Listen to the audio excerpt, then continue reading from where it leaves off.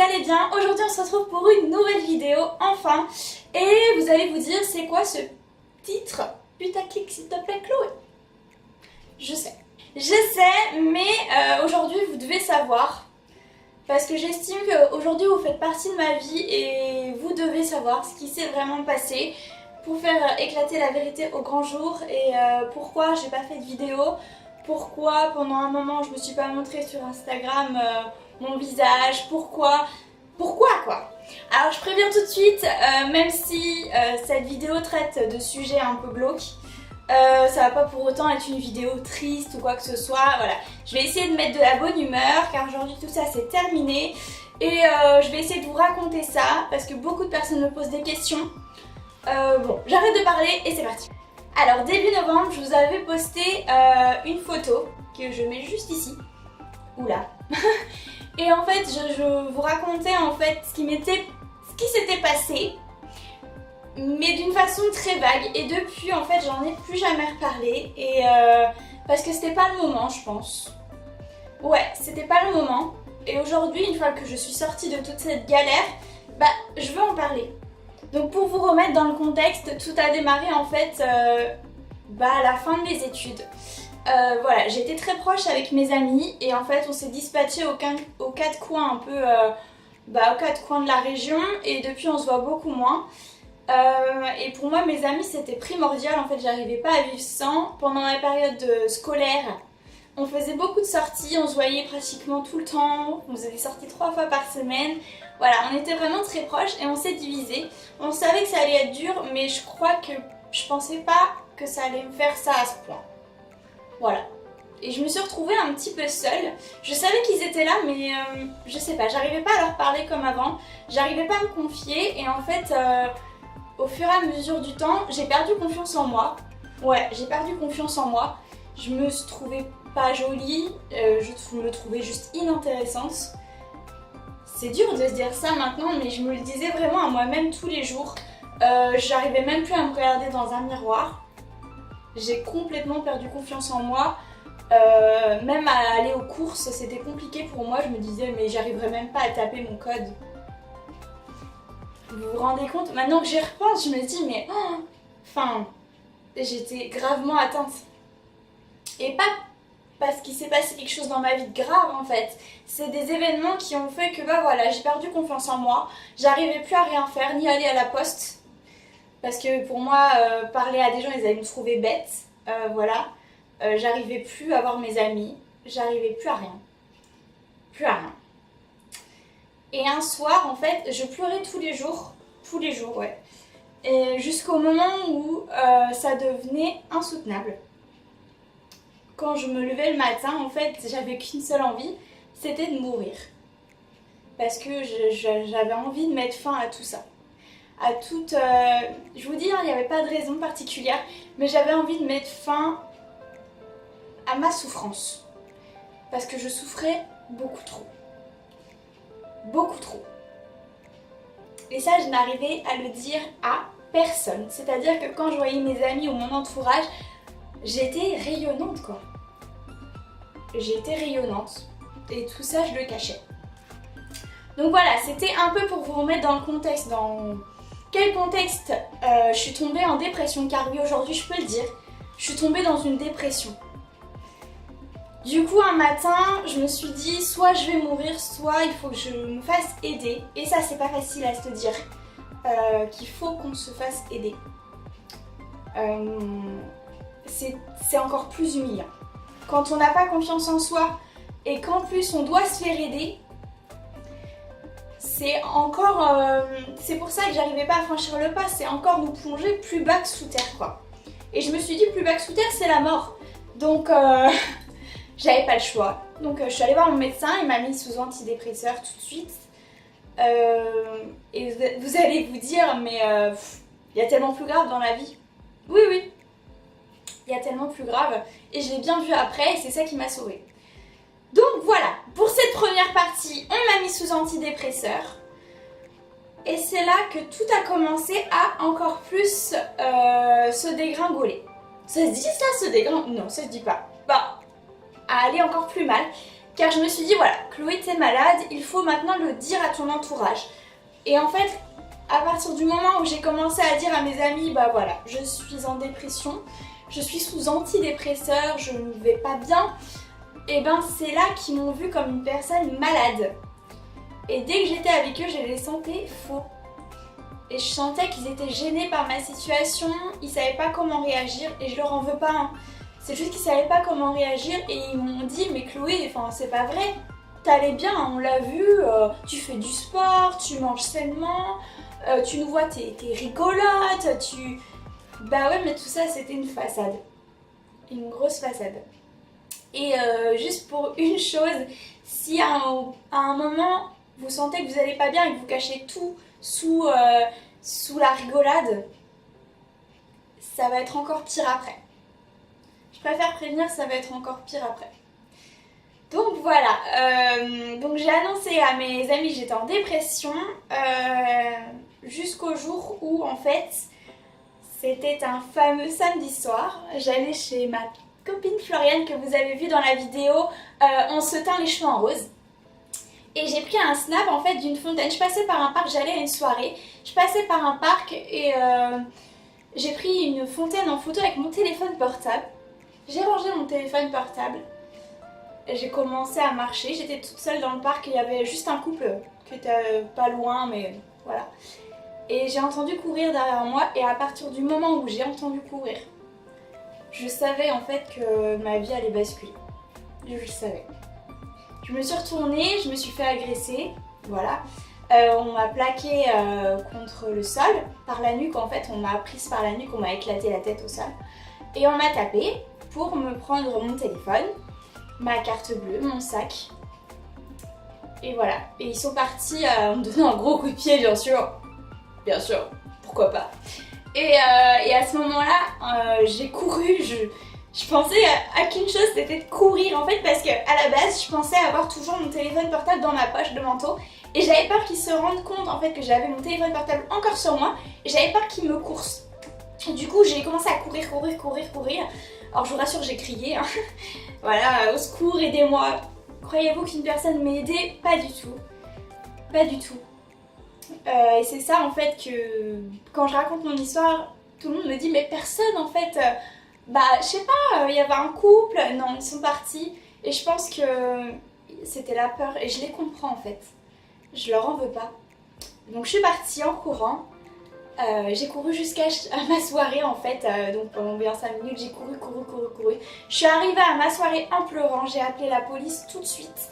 J'ai appelé ma petite maman pour lui dire qu'il m'était arrivé quelque chose. Mais en même temps, je savais que ça... À partir de ce moment-là, je savais que ma vie, soit elle prenait un tournant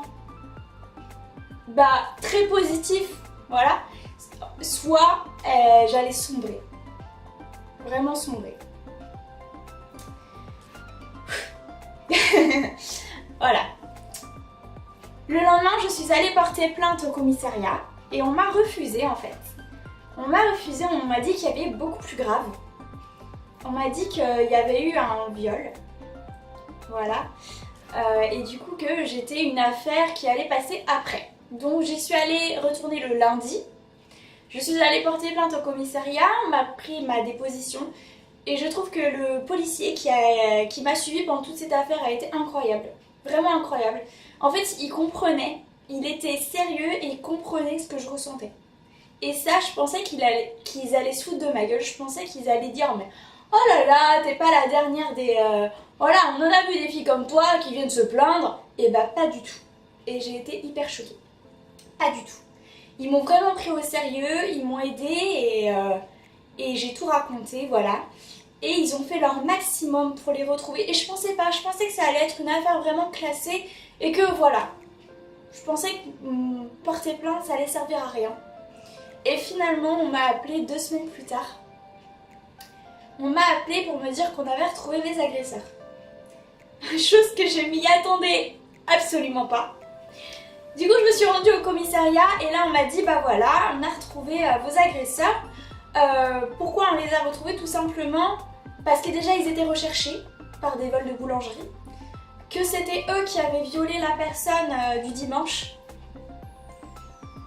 et qu'il les avait retrouvés parce qu'ils avaient volé 2000 € de vêtements chez Lacoste. Vous allez me dire, tiennent pas beaucoup à leur vie ceux-là. Et en fait, quand j'ai appris leur âge, j'ai eu de la peine, pas pour moi, j'ai eu de la peine pour eux. Je me suis dit, ils doivent être sacrément mal en fait pour faire des choses comme ça. Ils doivent avoir une pauvre vie. Ils ont 14 et 15 ans. À l'heure d'aujourd'hui, ils sont en prison, à la prison d'Orvaux à Nantes, car ils ont commis un viol, ils ont volé des voitures, ils m'ont agressé. Et quand le policier a demandé pourquoi vous avez agressé cette jeune femme, ils ont dit parce qu'on savait qu'une personne riche allait passer en fait, dans le parc. Et ils se sont trompés de cible et ils ont cru que c'était moi. Sauf que non. Et ils ont dit au policier qu'ils pensaient ne pas me faire mal. Alors je vois mal comment en frappant quelqu'un tu ne lui fais pas mal. Bref, c'est pas grave. Aujourd'hui je fais pas cette vidéo pour me plaindre. Je fais pas cette vidéo pour me plaindre, J'ai même plus de colère à l'heure d'aujourd'hui. Aujourd'hui je me sens très bien. Et je vais vous expliquer, parce que je sais qu'il y a beaucoup de personnes qui souffrent de la dépression, qu'il y a beaucoup de personnes qui souffrent du mal-être, qui ont vécu des choses. Je suis pas la seule à avoir vécu des choses. Et aujourd'hui, je veux leur montrer en fait qu'il est possible de s'en sortir. Complètement. Même en étant 6 pieds sous terre, même en pensant que c'est fini, on peut s'en sortir. Et je vais vous montrer comment moi, je m'en suis sortie. Alors mes amis ont été là, ils ont été présents. Ma famille aussi a été présente, ma maman, ma soeur. Ils ont été présents. Mais ce qui m'a vraiment sauvée en fait, c'est de penser à autre chose et de me mettre complètement dans mon aventure Instagram, dans mes passions. Et en fait, c'est dur à dire, mais cet épisode-là, ça m'a changé la vie. Ça m'a changé la vie, ça m'a changé mon comportement de la vie tous les jours. C'est-à-dire qu'aujourd'hui, je me prends plus la tête pour des bêtises, pour des gamineries, quoi. Je me prends plus la tête parce que je sais que ma vie, elle peut basculer en une seconde. On n'a qu'une vie. Et elle peut basculer. Ça se trouve, je vais finir cette vidéo, je vais aller dans la rue, je vais me faire renverser. On peut mourir en un instant. Que ce soit par des personnes, par les circonstances. On peut mourir à tout moment, en fait. Et il faut pas se prendre la tête dans la vie. Et c'est là que je me suis rendu compte que ce que je faisais, l'immobilier, parce que je faisais des études dans l'immobilier, ça allait jamais me plaire. Ça m'a vraiment ouvert les yeux. Je me suis rendu compte de mes vrais amis et je me suis dit, Chloé, faut que tu fasses ce que tu as envie de faire. Parce que c'est pas dans 2 ans que tu te diras, ah ouais, si j'aurais su, je connais ma voix maintenant. Je savais quelle était ma voix. Ma voix, c'était le maquillage. C'était la relation avec les gens, c'était les conseillers, et ça je le savais déjà. Je le savais déjà à l'intérieur de moi, mais je voulais pas me l'avouer parce que j'avais fait 2 ans de BTS en immobilier. Mes parents ont dépensé énormément de sous pour ce BTS et je m'en voulais, mais non. En fait, je me serais encore plus voulu si j'avais eu ces petites déclics 2 ans plus tard. Là je l'ai eu. Aujourd'hui je suis maquilleuse. Pour ceux qui ne le savent pas, je suis maquilleuse chez Kiko en CDI. Et si j'avais pas eu en fait cet épisode, jamais je me serais dit, mais Chloé, fais ce que t'as envie de faire dans la vie. Pourquoi s'infliger quelque chose qu'on n'a pas envie de faire en fait? Et c'était pareil pour YouTube, c'était pareil pour Instagram.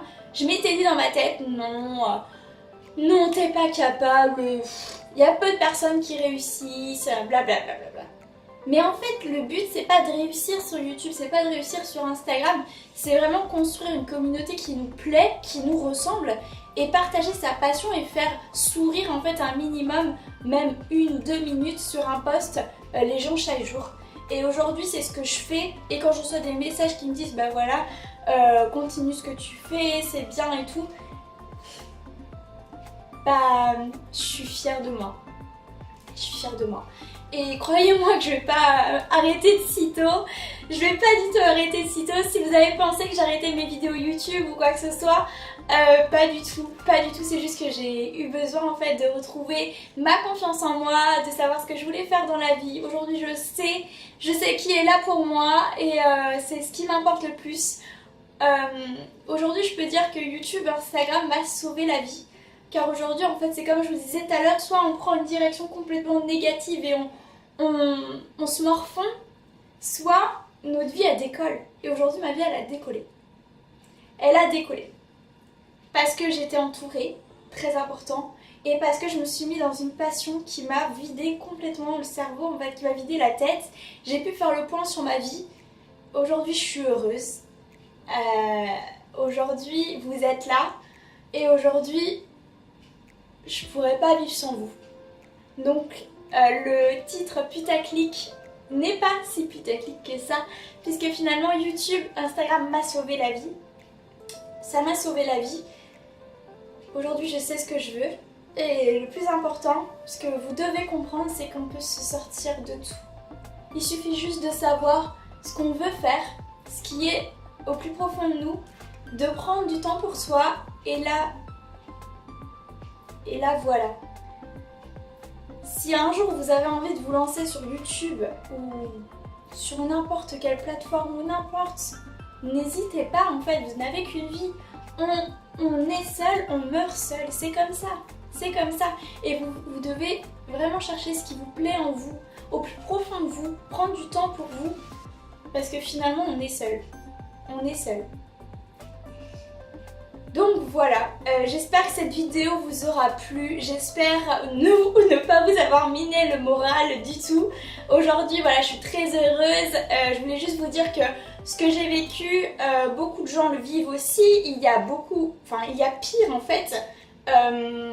Il y a des gens qui ont vécu des choses horribles et je suis pas là pour me plaindre, mais vraiment pour vous montrer qu'on peut s'en sortir quoi qu'il arrive en fait. Vraiment quoi qu'il arrive. Et merci à vous, merci pour tous vos messages. Vous me donnez tellement d'inspiration, vous êtes mon petit bonheur et voilà, je suis fière de la communauté qu'on forme aujourd'hui, ma petite team Padoué, yeah! Et voilà, j'espère que je vais réussir à sortir cette vidéo. C'est difficile de la faire pour moi car ça fait des mois que j'en ai pas parlé. Et voilà, c'est important que vous le sachiez aujourd'hui. C'est important que je vous dise à quel point vous êtes important pour moi. Et sur ce, je vous fais d'énormes bisous. Et voilà, ça me fait un bien fou. Je me rends compte que ça me fait un bien fou. Je vous fais d'énormes bisous. J'espère que j'ai pas trop parlé. Je suis désolée. Et je vous dis à la prochaine pour une prochaine vidéo. Bye!